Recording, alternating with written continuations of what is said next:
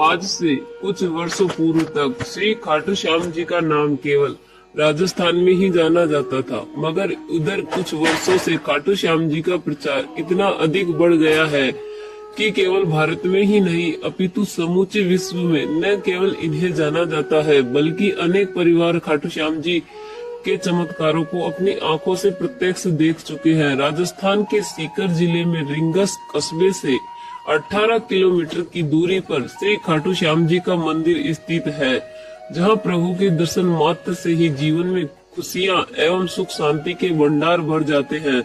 श्री खाटू श्याम जी की पौराणिक प्रचलित पावन कथा संक्षिप्त में इस प्रकार है।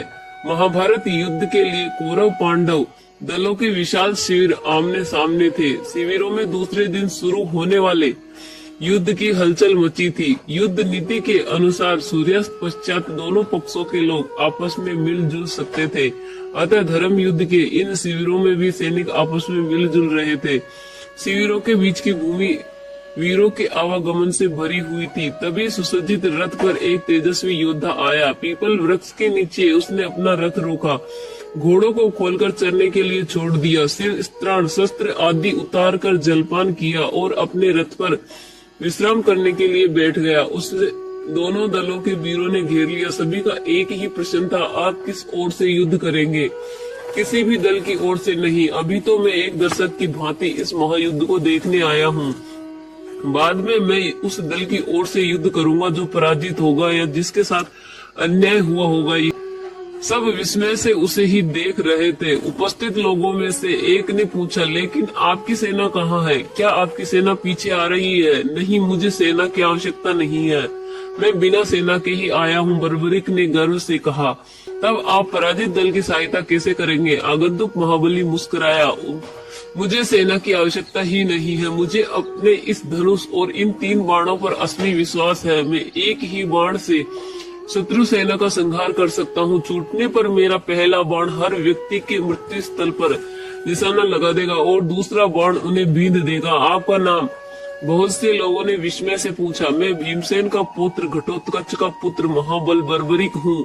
आंधी की तरह कुछ ही क्षणों में यह बात दोनों शिविरों में फैल गई। हर किसी पर बर्बरिक का नाम ही गूंज रहा था। सैनिक लोग बात की गहराई तक नहीं पहुंच रहे थे, पर बात की गंभीरता को समझने वाले योद्धा चिंतित हो उठे। भगवान श्री कृष्ण सोच विचार करने लगे कि यदि वास्तव में ही वह वीर निर्बल पक्ष का साथ देगा तो पांडवों की विजय होते ही कौरव निर्बल हो जाएंगे। फिर वह वीर उनकी ओर से लड़कर पांडवों की विजय को पराजय में बदल देगा।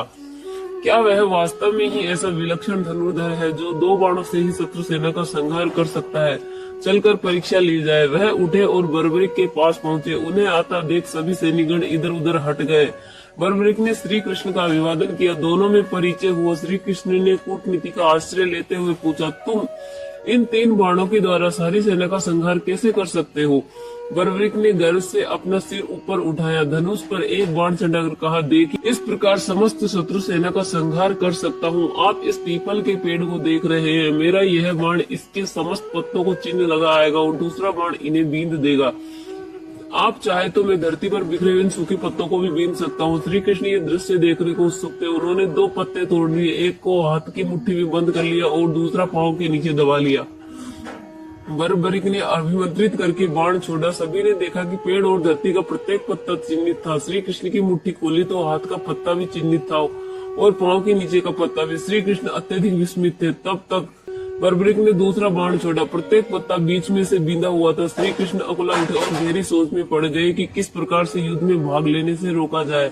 आखिर बहुत सोच विचार के बाद उन्हें एक हल सूझ ही गया। प्रातः काल वह उठे और याचक का रूप बर्बरिक के पास पहुंचे। वह संध्या वंदन कर रहे थे। संध्या वंदन के उपरांत बर्बरिक ने याचक से कहा, आज्ञा करो ब्राह्मण देवता, क्या इच्छा है? कुछ दान पाने की इच्छा है महाराज। ब्राह्मण रूपधारी श्री कृष्ण ने कहा, यार तो मेरे पास विशेष धन नहीं है, प्रदेश में है, ये बहुमूल्य वस्त्र आभूषण है, इनकी इच्छा हो तो कहो। मेरे पास में जो कुछ भी होगा वह मैं तुम्हें दान में अवश्य दूंगा। वस्तु तो वही मांगूंगा जो आपके बस में है, तब मुझे कोई इनकार नहीं। चाहे तुम मेरे प्राण मांग लो। प्राण इतना दम अच्छा नहीं है महाबली, कह तो दिया। अच्छा ऐसा है तो मुझे अपना शीश काट कर दे दीजिए। बर्बरिक यह सुनकर सिहर उठे। इतना कठोर दान भी कहीं मांगा जा सकता है? उन्होंने क्रोध को दबाकर कहा, मुझे विश्वास ही नहीं होता कि तुम ब्राह्मण याचक हो। तुमने दान प्रथा को कलंकित किया है। तुम अवश्य ही कूटनीतिज्ञ हो। जो वचन मैंने दिया है उसे मैं अवश्य पूरा करूंगा, किंतु अब तुम यह बता दो कि वास्तव में तुमको हो कौन।